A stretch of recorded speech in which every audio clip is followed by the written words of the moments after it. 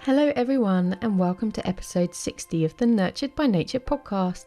Today I'm delighted to welcome back Meghan, a herbalist based in Yorkshire in the UK. Meghan previously joined me for an inspiring introduction to herbal medicine in episode 34.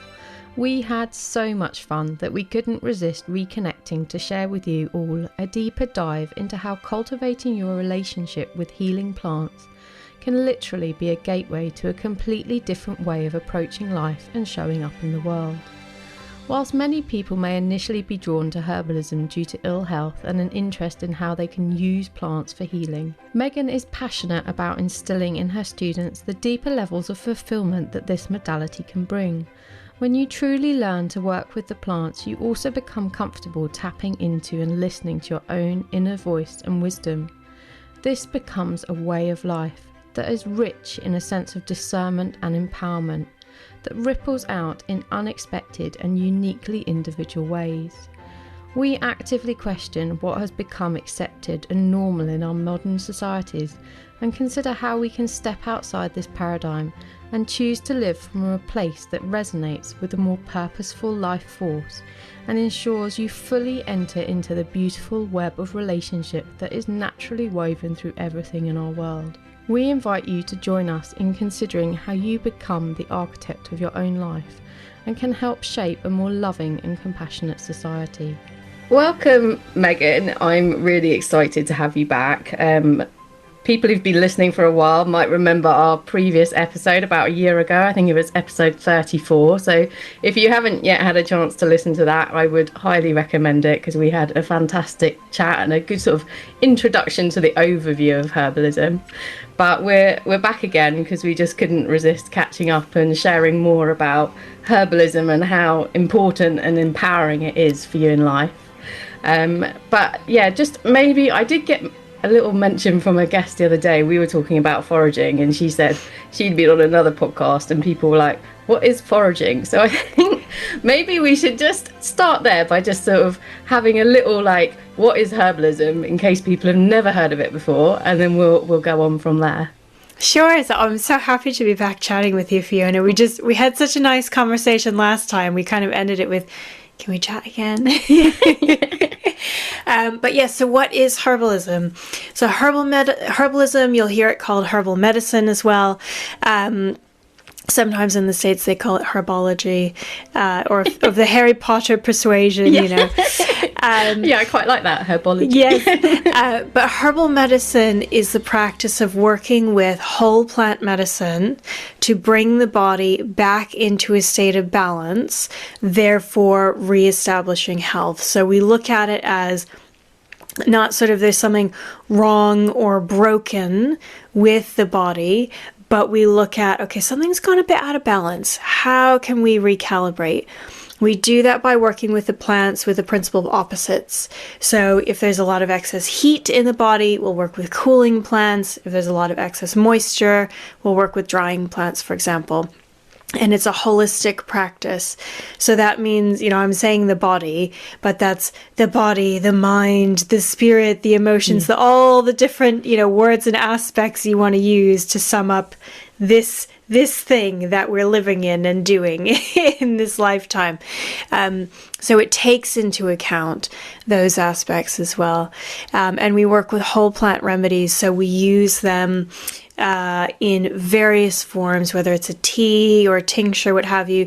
But what we're not doing is extracting one compound. Yeah. We're not synthesizing or isolating one little aspect or another. We've got the whole thing in context. So I usually explain it to my students as sort of, you wouldn't take the hand of an artist, just the hand, don't get too morbid with it, but just the hand and go, right hand, go create, go paint the Sistine Chapel, It took the whole artist with the inspiration and the skill and the perspective and everything in context to create that. So it's the same with herbal medicine. The compounds of the plant are kept within the context of the whole plant. Yeah, and I think that's quite an important differentiation, isn't it? Because people who, might know a little bit might know that a lot of our conventional pharmaceuticals that we would be prescribed often have had their origins in components of plants where they've isolated specific parts of a plant so that they can, reproduce it, but they haven't got that holistic whole collection that the plant has that maybe they've missed. They've just gone, oh, that isolated bit actually does this. And so that's the sort of, just bringing in the whole wisdom of the plant rather than just sort of cherry picking a little bit of it, isn't it? Exactly. And you can trademark a particular isolation, synthesized version. You can't trademark a hetero. Yeah. Thank goodness. Yes, thank goodness. Oh. But I mean, a lot of people come to herbal medicine. Well, a lot of people come to sort of these broad arcing alternative medicines because they've got a health challenge. And I know that was actually what sparked your own interest in it, wasn't it? You had your own journey of health challenges. And I remember from our first episode, you said that you went on your first herbalism course in England, and you said it was like a light bulb moment of just like suddenly like the world around you, having not had a hugely an upbringing hugely involved with nature, you were like the whole world just came into like 3D for you, didn't it? And you suddenly were like, wow, there's this whole world out there that I can explore. Yeah, it was almost like in the Matrix. There we go. That's how old I am. In the Matrix, they've got the blue pill and the red pill, and I never remember which is which. But it's almost like I took the green pill, and it was whoosh. Then you can just your whole landscape just lights up, and you walk around going, wait a minute.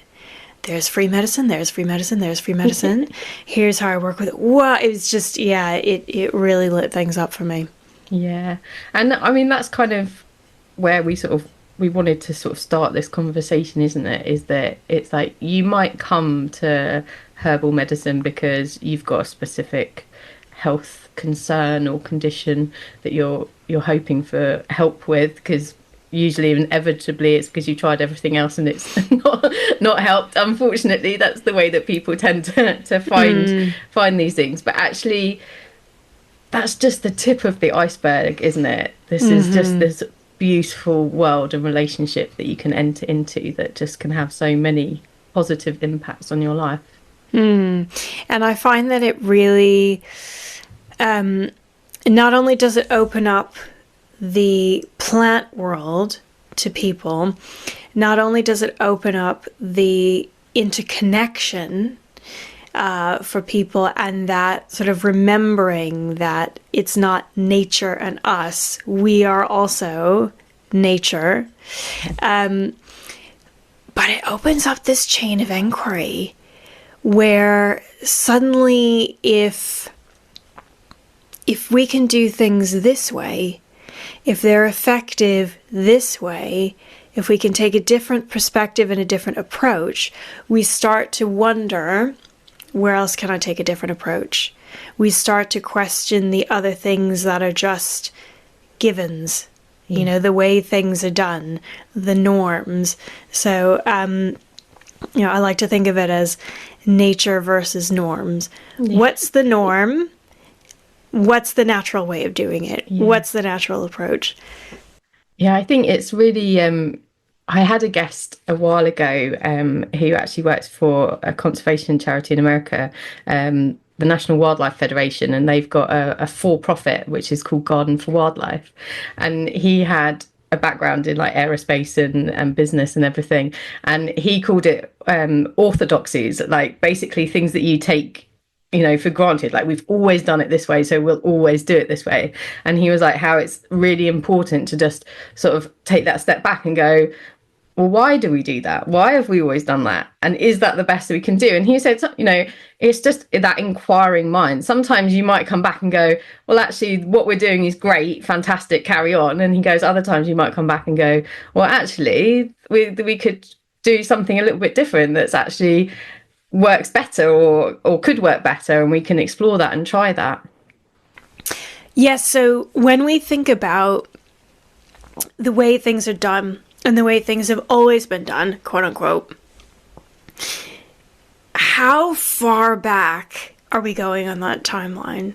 I usually talk about herbal medicine being the original medicine. Yeah. What about the original way things were done? Yes, over time and human experience, you know, we learn more, we change things, we tweak how we want to do them. But how many generations back are we going when we think about the way things are done? Are we going back 0 generations because actually we're just chucking everything? Yeah. I don't like any of that. Totally new. Here we go. Yeah. Are we going back 1 generation without question, 2 generations?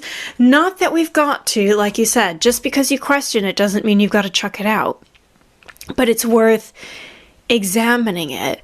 And I've been thinking a lot lately about, this expression, the old ways. Yeah. Yeah. And we've got a sort of romantic notion about, the old ways. And usually there's a bit of kind of like witchy poo that's involved with it, sort of, and tinkly music and whatever kind of thing. But how old are those old ways, whichever old ways you're looking at? And I think actually we used to say things like, oh, eat what your grandmother ate. I think maybe we need to go a couple more generations back. And by a couple more, I mean probably at least pre-Victorian in the UK. Yeah. If anything comes post-Victorian era, you gotta go, Yeah. What were Victoria and Albert up to then? Do I want to be up to that as well? But looking back to, like you said, and like this other guest said, these orthodoxies, what is it that's just taken for granted? Why is that part of our common way of being, that we just sort of go about it? Is it nourishing? Is it holding us? Is it keeping us connected as a community? Or is it giving us more avenues for isolation, for being separate? I think that's really true, isn't it? And I think we mentioned a little bit in our first conversation about how we just, we've kind of reached a tipping point in our modern lives where actually, our health is suffering. Like, we're just we're screaming out in like every way of like, we can't cope with the world that's, we played our part in creating it, but has been created around us, that we now find ourselves in, which is this place of, especially I think over the last year since we last spoke, the isolationism, the like entrenched division in societies has just like kind of exploded even more, which seems impossible because it was already pretty bad. But it does feel like, we are just like crying out for change. And I think a lot of people don't know what that looks like or where to look for it, because like you said, they don't have this sort of understanding of history, or, they feel they don't have the time to look at history, and they're just very much in the life that we've got now. And it is kind of, I was talking to my partner the other day about like how much has changed in our lifetimes, and we're 42, and we're like, my goodness, like our childhood, if you tried to explain to like, some of my friends have got children, if I tried to explain to them like, our life is like pre-teen, it's like that's like a different world. No cell phones, I think we had 4 channels on the TV, and we didn't have internet, and the shops were shut on Sunday. And it is just this, I think herbalism is a way to start reconnecting, isn't it? I think that's really what it is. It's reconnecting with something that's greater than just ourselves, and that sort of ripples out to obviously not just nature, but creating community and the strength in that is really what we're crying out for in the world at the moment. I think, well, certainly I feel that anyway. And I think when you, in that reconnection process, you reconnect to what is greater than yourself, in a way through reconnecting to yourself as well. There's a lot of in the way I teach herbalism, a lot of tuning into your intuition. A lot of people can't hear it at all anymore. Yeah. So first we turn the volume on, we take it off mute, we turn the volume on, then we turn it up, and then we start to listen. And that, making that voice within you louder, means that it can start to drown out the noise that's around you. And the more you're listening to that inner voice, because your inner voice, I mean, yes, you know, it's our own self, but that is picking up on the energy, the wavelengths. It's resonating with, you know, we often use this phrase, oh, does it resonate with me or not? But like physically think of sound waves, yeah? Is it resonating what's happening in nature, what the rest of nature is saying, and we're tuning in almost like on a radio, tuning into that channel. We can hear it. We start to act on it. We ask questions that help us tune into it further. And then the more you act on it, the more you realize, like you said, you know, the world we're living in, in a nutshell.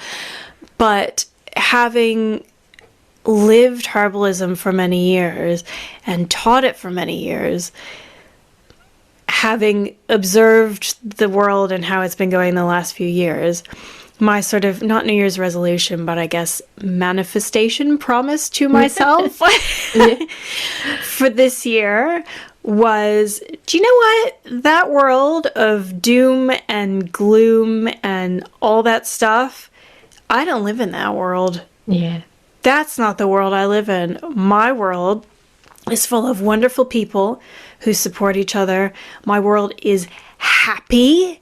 Like you know, I mean, but it sounds funny, but you know, but since 2020, how many of us have all been living in the, you know, this kind of constant state of gloom, and then every once in a while you get the spark of happy, versus it's like the ultimate revolution, isn't it? It's like, I'm gonna be happy. I'm gonna be happy. You know, then you've got when Harry met Sally a moment, I'll have what she's having. But you know, the age we grew up in, I mean, when we were kids, it wasn't this, wow, this really sounds very, we were talking about the old ways. Yes, I'm stepping into the elder energy here. But, you know, when we were kids, you didn't have to manifest, I'm going to be happy. Yeah. You just were. And sometimes some crummy stuff happened. And some crummy stuff happened. But, it was not the same vibe.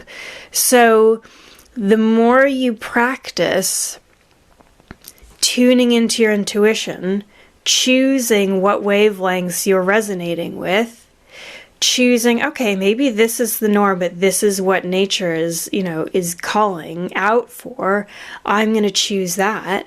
You step into your own nature, which is connected to the wider bit of nature.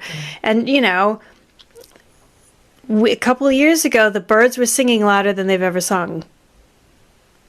Yeah. So slowing down, connecting with the seasons, getting a bit more as much as you can with, like schedules and things that, the things we have to do, syncing more with that flow of nature, the seasons, the rhythms, which you have to do when you're embedding herbal medicine into your life, because you've got to pay attention to what's growing. I'm still waiting for the cleavers moment. The cleavers moment. Yeah, you're right. Actually, I haven't seen any yet this year. Yes. We've got. I noticed in the woods near us, that's a lovely bluebell woods. We've got like the green shoots of all the bluebell leaves just coming through the leaf litter. So it's like, not long, spring is around the corner. Yes, and we've got all the snowdrops, and I'm like, yay, snowdrops. But I feel like the beginning of the herbalist new year is when the cleavers come out, and then it's like, yes, fresh herbs, go. Well, I mean, they're kind of because my horses love cleavers as well, and they've got some other names that are like Sticky Willies. Sticky Willy, yeah. From which harks back to our childhood, and I'm sure hopefully children today still grab them and stick them to each other. Yeah. But it's, I mean, that's a wonderful herb for the spring, isn't it? It's like nature knew what it was doing. When it went, we're coming out of winter here, you might need this. But I mean, nature is in the, I guess, the non-human aspect of nature, yeah, because like the hedgerows haven't had heavy greenwashed marketing chucked at them for years, and all, you know, all kinds of other things. So it just does what it does, and it knows this is the time for this, and this is not. It doesn't sit there questioning itself, you know. It gauges what's happening in terms of temperature, daylight, these sorts of things. And then it goes, okay, yes, now it's time. Because it's listening, it's connected, it's plugged in, and it's paying attention. As opposed to humans who tend to go, I'm deciding this is the time is now. Or are you listening to yourself, tapping into the rest of nature to be able to hear this is time, and then practice acting on that so you see, yes, it was time, and that's worked out, and that's flowing now. Which means that when you get confronted with, or you come across something that's new or different or marketing, or it doesn't make sense, and you go, does that connect with everything else? Does that make sense? Or maybe that makes sense for somebody else, but does that make sense for me? Does that make sense for how I want my family to live?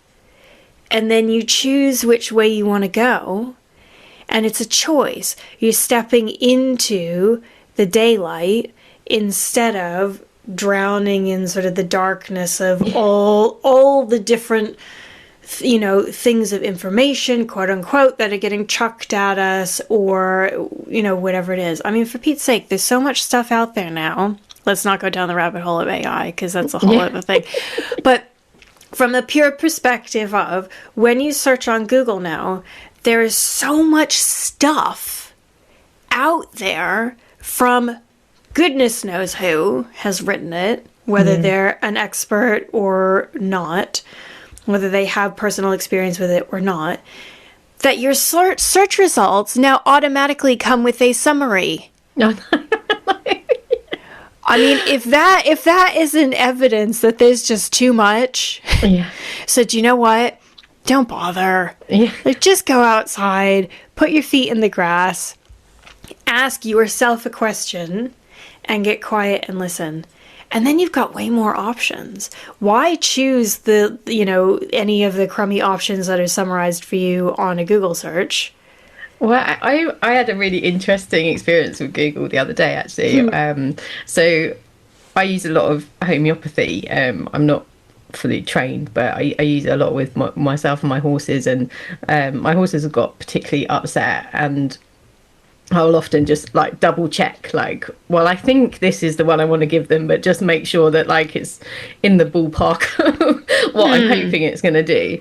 And my phone battery had died, and I had to borrow my partner's phone, and he doesn't really search for homeopathy, because it's like I search for it and then I tell him what to take. And it was really interesting, because when I went on his phone trying to find it, it's like all of the resources that obviously like my phone comes up with, because I look at them quite frequently, they weren't there. So there was I just got like bombarded with all this like anti-homeopathy, like, which is kind of the mainstream of like, you know, it's not real, it's fake, and there's like no scientific evidence. And I had to like scroll down and down and down and down and down to actually find something.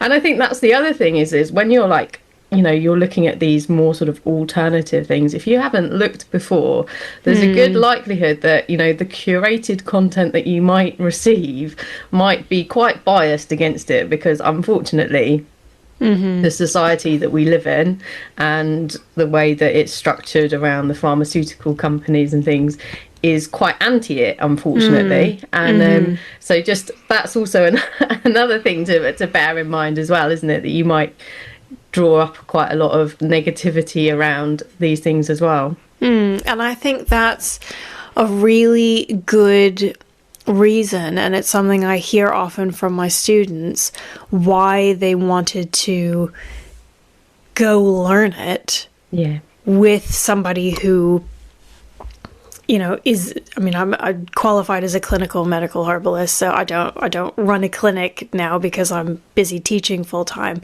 But, you know, with somebody credible and somebody they can connect with directly, because otherwise, even if you've got the best of intentions, you're interested in something, you want to do something naturally, you know, you've got a basic grasp of things, and maybe, you know, a bit, you know, a decent amount of experience in sort of doing it yourself.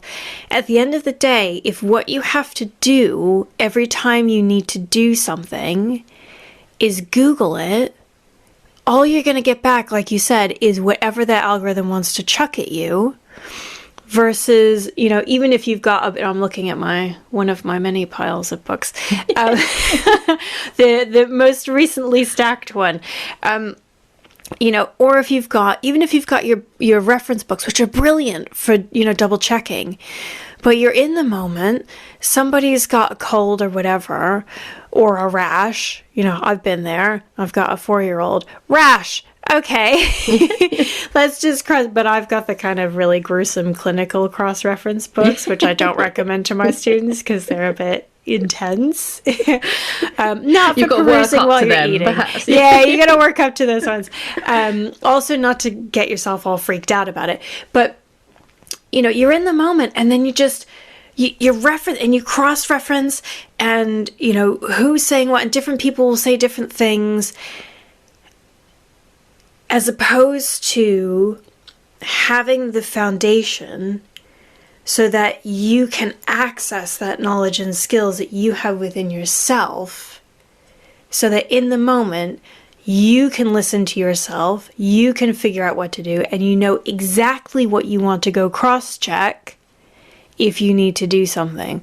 Just gonna check because this, you know, relative, you know, could really do a support with XYZ, but they happen to be taking this particular pharmaceutical. Just going to double check that this herb is suitable in this instance, yes or no? Okay.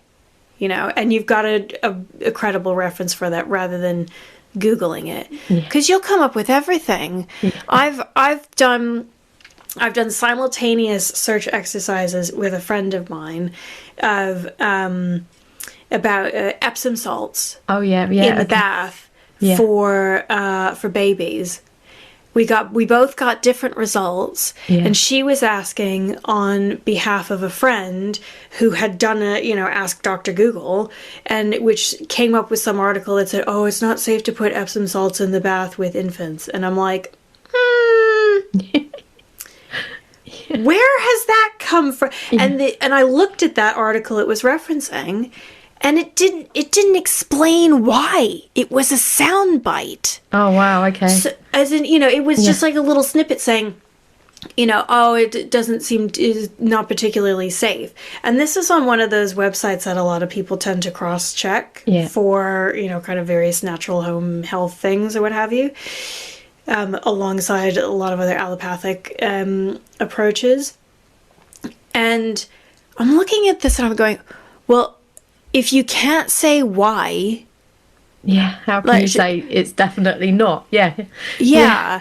And then we both came up with about 5 other articles that all said it was fine. Yeah. So if you're not A, tuned into your intuition, and B, if you don't know yourself, if you've not learned... then, I mean, that's analysis paralysis right there. What are you supposed to do? Especially, you know, when it comes to young children, you know. Yeah, where you want to obviously be really careful. Yeah, exactly. Yeah. But somebody telling me that you can't put Epsom salts in a bath with children, whereas mine, I mean, since we started giving her baths I don't think we bathed her till maybe 6 months, till she had her first proper, like, she was actually fully covered in poo, and then she needed... Then, yes, it is time for the bath. The joys. Yay! I've got photos. Just in case I need them in the future.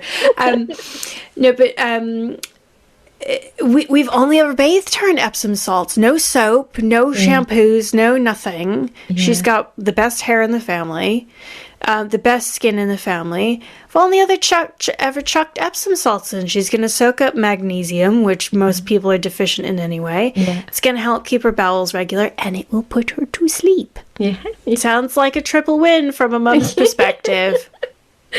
I think this is the thing though, isn't it? And it's at the core of like what you do, and at the core of my podcast as well, is about this idea of kind of re-empowering people and reminding them that like they have this wisdom and they have this ability, and we've been brainwashed by our society to hand our power away left, right and centre about everything. There's always someone who's more of an expert, or and particularly around our health. I think it's very much we are very disempowered around our health. We are the moment anything's wrong, we've got to go to the doctors, and then they've got to tell us, and I think a lot of women particularly have struggled because they have felt they've not been listened to. They've perhaps not got any diagnosis, or they've been misdiagnosed, or they've just kind of been told to go away and be quiet and deal with it. It can't be that big a deal. And I think that's what I'm seeing, is like there's more and more people are feeling dissatisfied with the treatment that they're getting, and that's where they're sort of going into these realms. And I think it starts with that, doesn't it? It starts with maybe you like connecting to yourself and your body, and like getting a bit more control about your health, and then it just ripples out into like, actually it becomes a lifestyle. It's not just literally herbalism. It isn't something that you just dip into when you've got a symptom, like, oh, someone in the family's got a cold or they've got this. It's like it just becomes an intrinsic way of like living your life. Is you're just the wisdom that you've gained from this journey just serves everything. And I think it's almost like, when you're earlier on in the journey, there are probably some parallels to, the 5 stages of grief, where, you go through these stages where at first you're like, what, people usually have that aha moment of what is going on? Yeah. What is happening in this world around me? What is all this stuff that's going in and on my body? Then they start reading and researching, then they get really freaked out. Then they pull back from it because they're like, oh my God, I don't know what to do. Too much to cope with, I can't. Too much, I can't. And then gradually, step by step, I feel like the early stages are, okay, well, I'm going to swap mainstream, pharmaceutical stuff for herbal stuff. And that's what I tend to call the green pill approach. And they're like, okay, well, we'll swap this for that, oh, somebody's constipated, so instead of taking a laxative, they'll take a laxative herbal capsule instead, sort of thing. And then you keep taking another step and another step on that journey. And like we've been talking about, you gradually tune more into your intuition as you learn more about the plants and your body, and the way, and when I say body, I mean holistically, and the way everything interlinks and connects. You sink more into the seasons, you sink more into the cycles of life, and then you go, And the more you ask those questions, like I said earlier on, you ask a question, you get some answers back, you get a bit freaked out. You ask another question, you get a bit freaked out.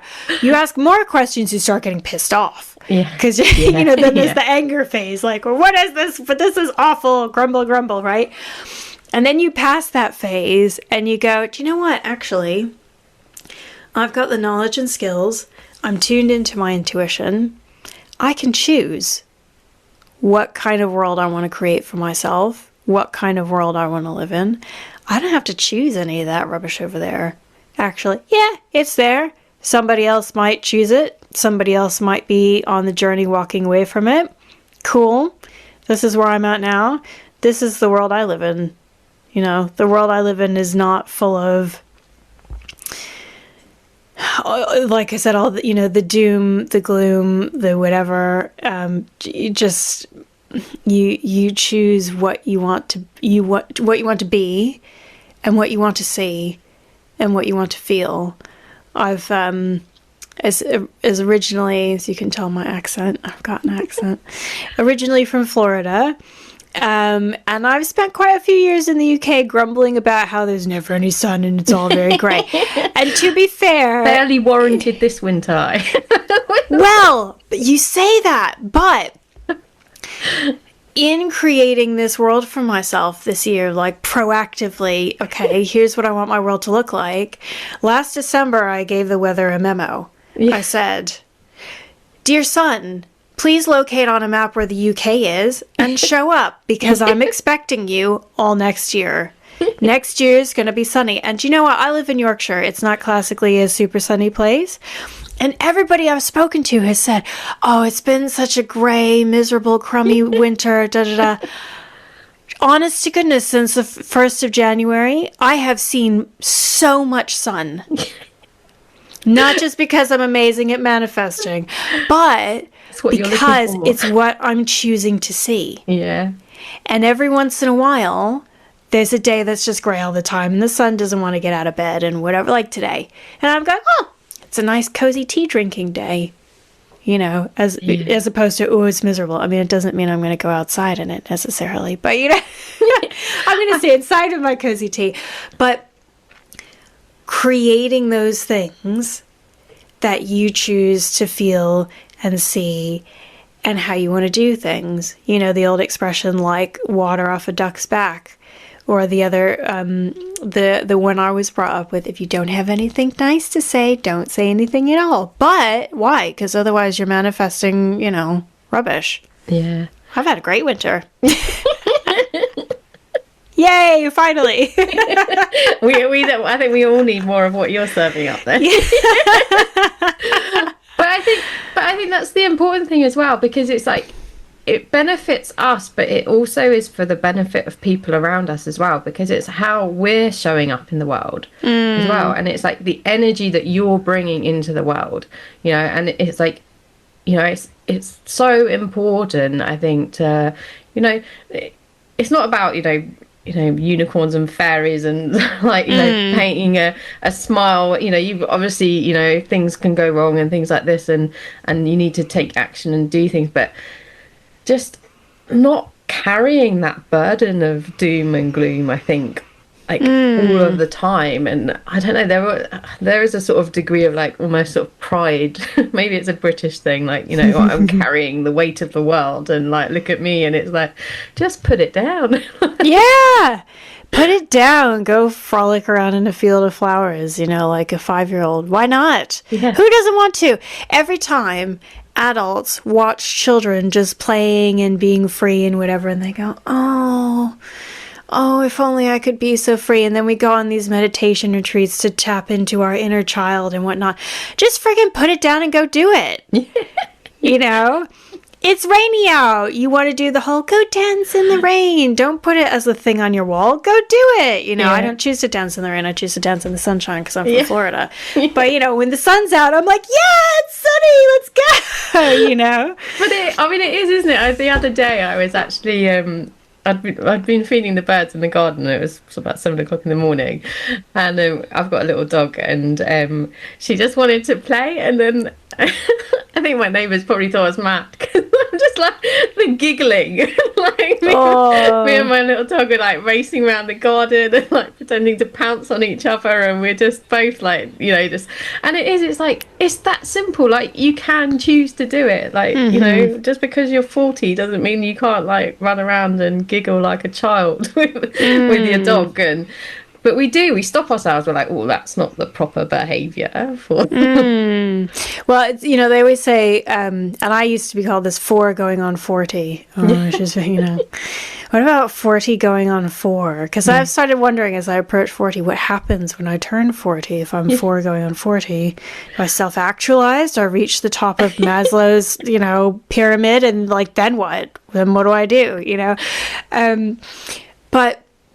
Imagine what the world would look and feel and act like if more people were going out feeding the birds at 7 a.m. and their dog decided they want to play, and you just decide to play and have a giggle fest. Yeah.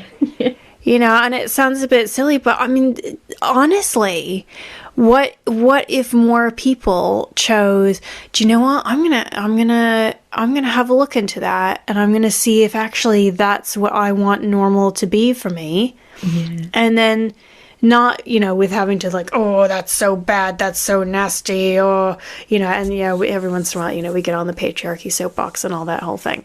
But, you know, not having to get on that soapbox all the time, which is hard for some of us, myself included sometimes. But, you know, just going, you know what? This is what I'm choosing for my life. Yeah. I'm going to do this. That stuff is not part of my world. You know, if my husband and I watch something on television, which is usually something quite nerdy, you know, and the adverts come on, we just put them on mute. Yeah. And even if we miss a mute and we start to hear one, if one of us starts getting a bit, because the design, start getting a bit ornery, and the other one says, it's not in our world, we'll get it on mute, we'll leave it. It's not, that does not, you know, that fairy washing up liquid does not exist in our world. It's not part of ours, so we just leave it. And then we just explain to our daughter, you know, different families do different things. Different families make different choices. This is what we do in our family. Yeah, I love someone I speak to quite regularly talks about the of a radio and the idea that you can tune to different stations. Like all the stations are there. You know, you've got your classic FM and your sort of more pop and all your different, and your you know, talk radio and things like that. They're all there. They're all in the ether. But you get to choose. You've got control of the dial, and you get to choose what radio station are you going to be listening to. What are you going to resonate with and tune your frequency to? And I think that's really like sort of at the center of what we're saying here is like, you know, when you start on this journey of herbalism, it's like it might start about health, but it becomes like actually just how you're going to live your life and show up in the world for yourself, for your family, for your friends, for your community. And like you mentioned, like getting on your soapbox about patriarchy and things, but it's like actually by sort of working on how you show up in the world, you can actually start to change the world for other people. Yeah. And you're still, you know, but you can do it in a way that's empowering and positive and hopeful, rather than like, I'm just gonna, like you said about the weather. I mean, that's the perfect example. Instead of being like, I'm just gonna sit here and complain about something I'm not gonna change, it's like, I'm gonna choose to see the sunshine. Yeah. And notice it when it's there, and then I'll notice more of it. I read a brilliant book, and she says, you combine with what you notice.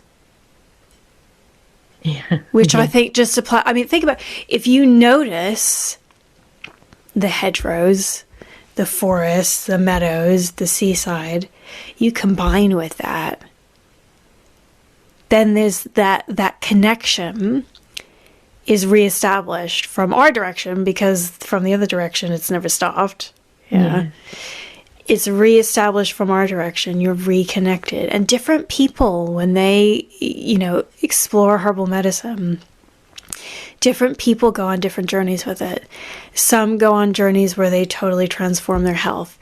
Some go on journeys where they want the ripples to go out wider in their community, starting with themselves. Some people, it really sparks their drive to maybe change the way they garden, to do things in a biodynamic way, or, you know, regenerative farming, all kinds of different aspects. Some people hook more into the plants, more into the people, more into the communities. Every single one of those scenarios is a ripple. Yeah. And every time I teach, I am in awe. I just sit there watching the ripples. Yeah.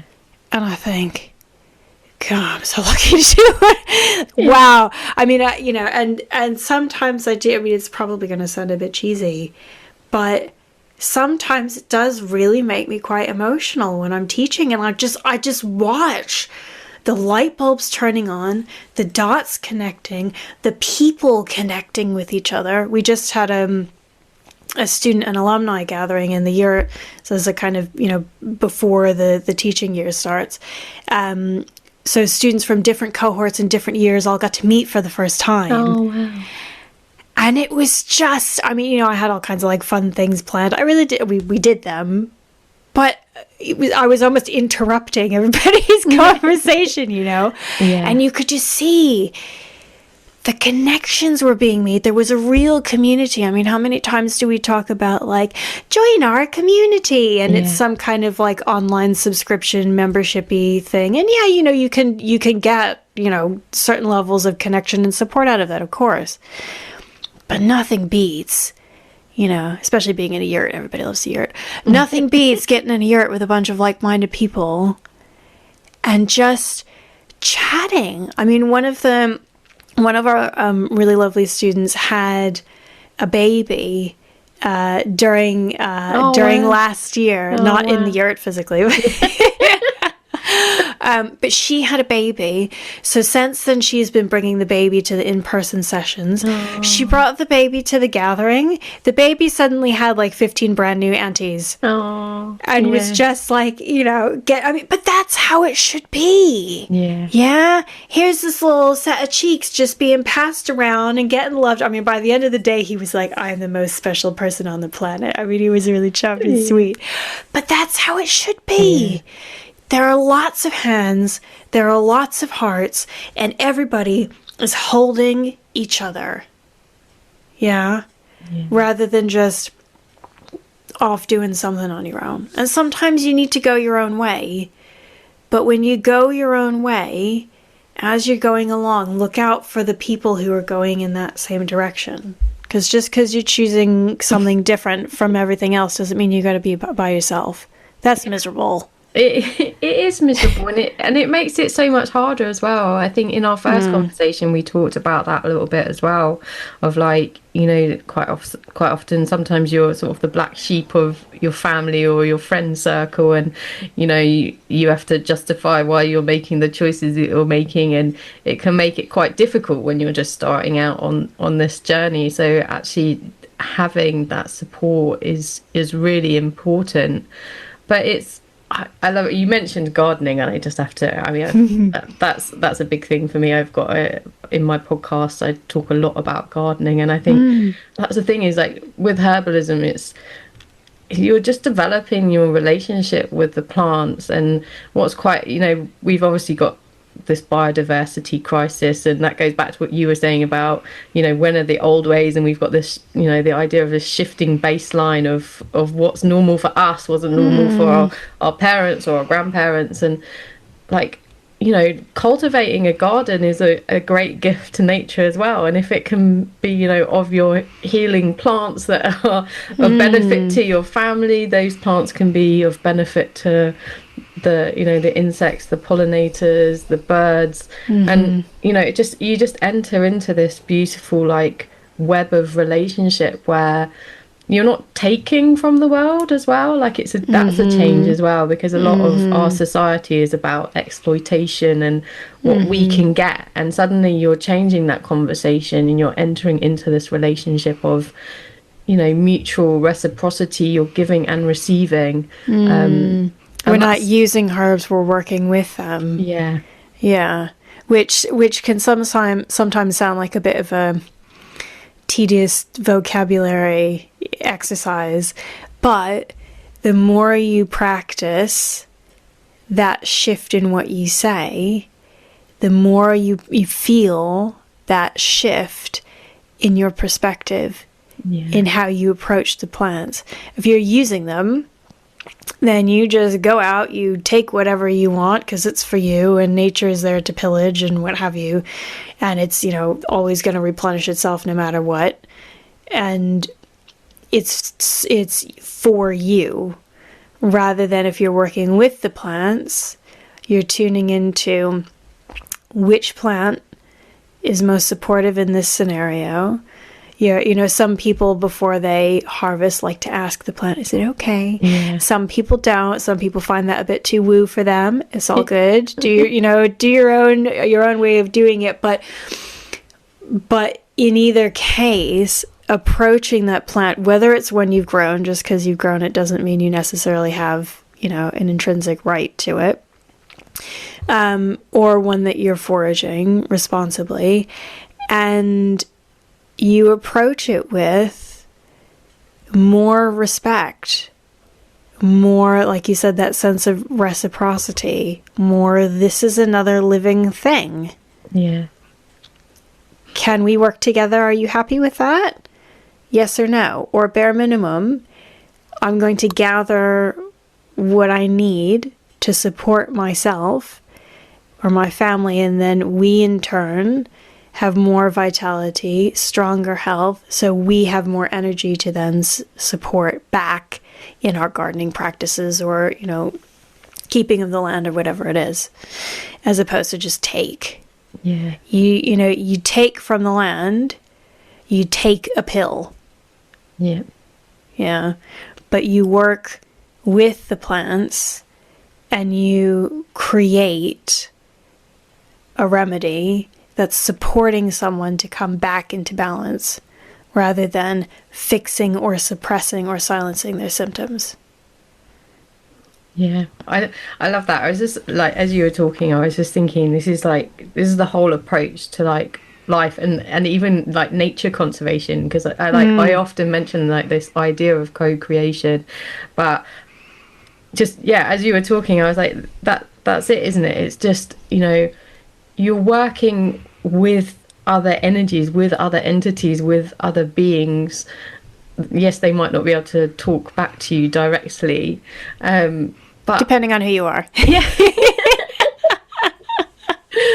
But it's just a completely different way of showing up in the world than we are taught through our society and culture that we currently have.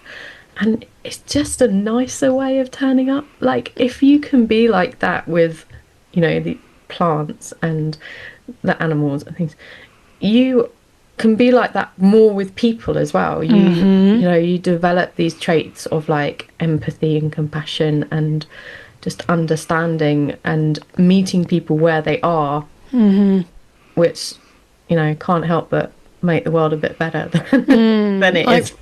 For example, food and what we eat and people's food philosophies have become, it's almost like discussing politics at the dinner table. It's so contentious. It really hits nerves with people. And, back in the day, the proverbial day, there was no such thing as a food philosophy. It was you grew what you could grow based on where you lived. Yeah. You worked your butt off to harvest it and preserve it, and then you ate it, because if you didn't, you were hungry. So there wasn't this kind of, food. And that's, when we talk about, quote unquote, the old ways, because the ways of preparing, combining foods, storing them, these kinds of things, even if it wasn't said, we do this because, that habit, that norm was life supporting, was nourishing, had helped people be healthier, to survive longer, these sorts of things. But back to what you were just saying, I think with food, different food philosophies and these kinds of things, actually, if you change your mindset from, well, this person eats that and I really disapprove of that, or that's so unethical, or, oh, I can't believe they give their kids this, or I would never eat that, whatever it is, change the perspective to, that person has actually put a lot of thought into it. They've done a lot of research, and there's a unfortunately, because so much stuff is greenwashed, it can be challenging to decipher between seeing and reading and hearing about something and going, oh, okay, yeah, I think that's what I should be doing. That's the right thing to do, when actually the stuff is coming from a marketing perspective. Yeah. But everybody's got to, go on their own journey with that. But even if somebody has a completely different food philosophy to you, have they put in the time, the effort, the concern to do, because it's important to them to do some reading, do some research? They might have come up, come to very different conclusions to you. But the premise, the starting point, the important bit is the same. They care. It matters to them what they're nourishing themselves with. It matters to them what the relationship, what role their food and the production of their food plays in all the various ecosystems. Their health matters to them. Okay, so you've got something in common, even if one person is a nose-to-tail meat eater and the other person is a vegan. Yeah. You don't have to sit at the table being like, oh, I would never eat that. Da, da, da. Yeah. But if you've both really thought, fine, you've drawn different conclusions. Great. The world is diverse. There are more things on the table to choose from, more options than people had in the old days, perhaps. But I think it's just that, like we've been talking about, that mindset shift.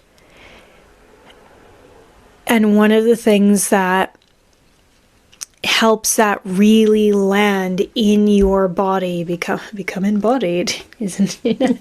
Let's use another current phrase of the day, for you to really embody that.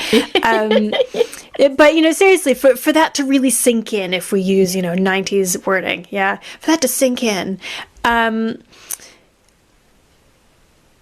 you've got to have those webs of connection created for yourself. Otherwise, it's just a bumper sticker. Yeah. And a bumper sticker doesn't change your world. Well, I think, and you mentioned it about your own students. It's like, yes, you're drawn together by this common ground of herbalism, but the way that they go out and experience that, they all have their unique take on it.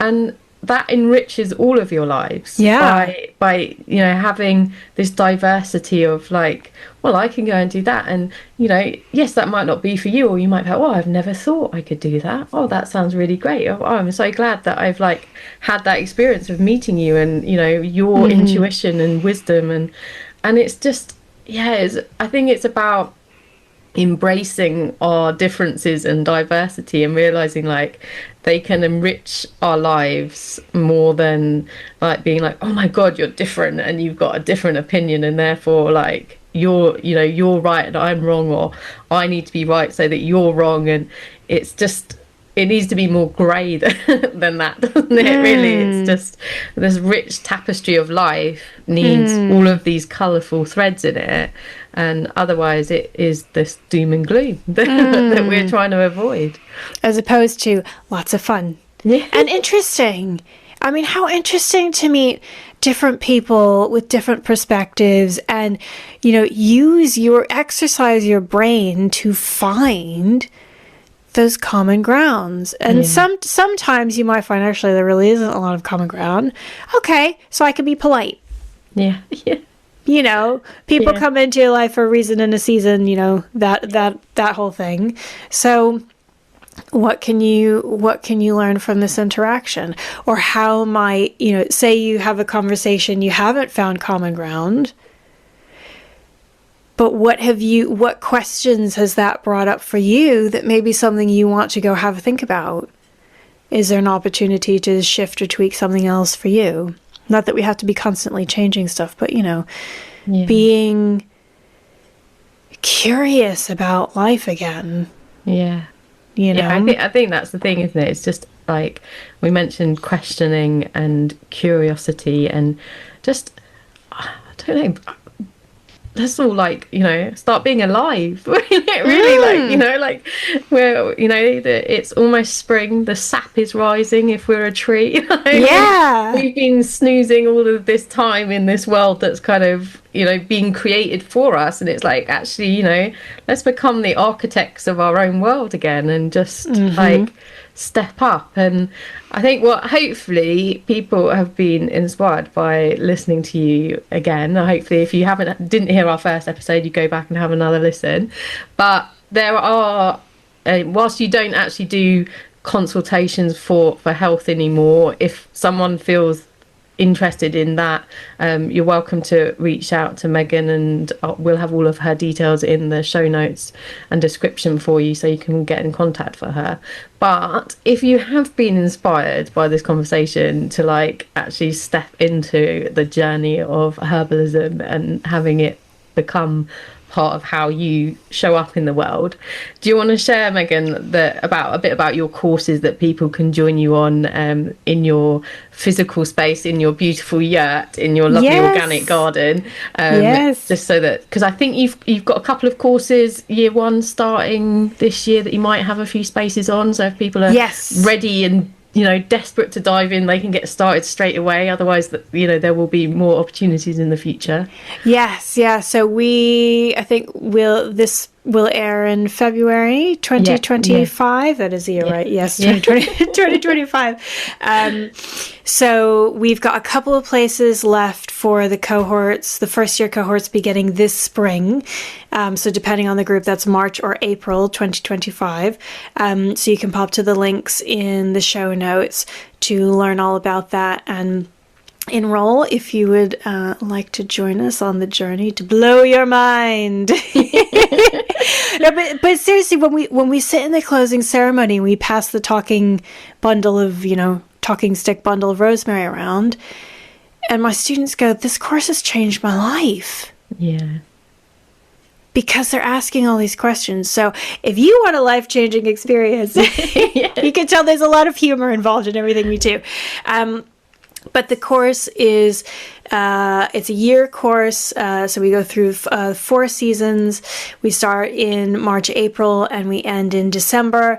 And we've got up to 3 years of development. And each year we go deeper. So the first year we really set the foundations of connecting with ourselves and with the plants.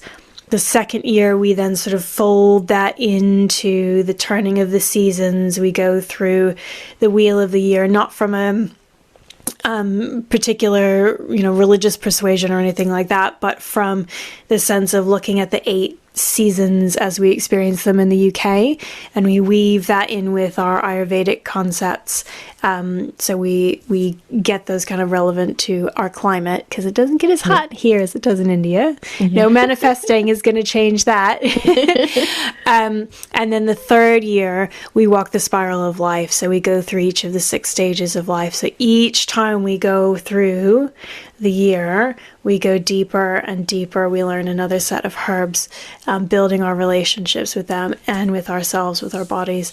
So the course is a combination of in-person gatherings in our yurt in East Yorkshire in the UK, and then we do live online Zoom sessions in between, and everything's always recorded because, life happens and not everybody I think I'm the only one with 100% attendance rate. Some people are very close, so it's reassuring that you've got 100%. Yes, yeah. Sometimes my little one joins in if she's home from school, but she's poorly or something, his kids pick stuff up, but anyway, so we've got cohorts beginning this spring, and cohorts beginning every spring. So if you're listening to this in the future, you can use the links in the show notes to learn more and enroll on a future cohort. And we've got our mailing list as well for anybody who maybe isn't quite ready to jump straight into the journey, but wants to get a bit more of a feel over time for how the courses run, the insights that students come up with as they go. And we just, yeah, it's a real community, like an actual real physical one with people in it that will hug you and give you baby plants. I'm guaranteed every time I've spoken to Meghan, she just makes me smile, and I feel like my cheeks always hurt. So I guarantee that, like, you know, if you enroll on her course, like, she's gonna bring this beautiful energy of positivity and hope and inspiration into your life. And yeah, I think we sort of see like these things of like it's life changing, and sometimes it's a bit of a buzzword, but I really do think like stepping into these spaces and these communities where you're encouraged to connect with your intuition, where you are encouraged to take autonomy for your body, for your health, for your life, you know, it is life changing. It's you know, they can be simple steps and simple changes, but actually it can just change how you are able to experience life and show up in this world. And I think it's so important to like put these resources in front of people and let them know that they are available, whether that's, you know, they choose to do something with you, Meghan, or whether they, you know, feel like actually I want to find something that resonates with me and step into that. But yeah, just to feel inspired to go and look for the thing that's going to light your fire from within. And then, like you said, you become the architect of your own life, because nature abhors a vacuum. We all know. You do a bunch of clearing of a space, the nettles will move in. Nature abhors a vacuum. So if you are not the architect of your life, someone else or something else will step in and become the architect for you. And wouldn't you rather choose and do it yourself? Yeah, and I think, I mean, for me, I'm like, you know, I want to see this vision of a future where we have this beautiful relationship with the natural world, where we're much more in balance with it. And, you know, we have these communities where we care for each other. You know, they're built on this like core foundation of love and consideration and care, because it's not just about the natural world, it's about the people living in the natural world as well. And because we're all part of nature, and that starts with us. It starts with us showing up in our own lives and making the changes in our own life, and then that begins to ripple out, and that's how we're gonna, you know, create the change which I think so many people are craving. I think, you know, we're seeing that in politics, and we're seeing that in, you know, every facet of our world at the moment. Is like people are craving change and they don't know where to look for it, and it's like, actually we need to just look closer within to home. yourself. Yeah, it's a cliche, isn't it? And it's difficult. It's not easy. Like, it's not going to be a simple journey. It takes a lot of courage and strength to, you know, start unpicking some of that stuff. But yeah, if you do it with the right people around you, it is possible. And, you know, hopefully you'd sit there, you know, you'll sit there in a year's time and you'll be like, wow, like, look how my life has transformed. Yeah. Oh, well, it's been fantastic again speaking to you, Meghan. I'm Likewise. Sure. Hopefully, I know we've got loads more that we could talk about, so hopefully we'll, you know, again connect again in the future. Yeah. But yeah, for everyone listening, please do go and have a look at Meghan's links. She's got great presence on social media, and she's got a lovely newsletter as well. She won't inundate you, but she does send lovely updates. So yeah, sign up for that if you're interested to know more as well. Yes, it would be wonderful to welcome anybody who's feeling like they resonate, or that they're being called, or just, hey, that sounds fun. Yeah, I'm up for that. Come join us. We'll have fun. Oh, brilliant. Well, thanks, Meghan. Thank you. Thank you so much for listening to the Nurtured by Nature podcast. I truly hope this conversation has brought some hope and inspiration into your life. I would love to have these messages ripple out across the world. So if you can, please share this episode with your friends, leave a review on your favourite podcast player, and make sure you subscribe so you don't miss the next episode. I would love to hear from you, so please feel free to connect with me on the links provided in the podcast description. But most importantly, thank you so much for being a part of this journey with me.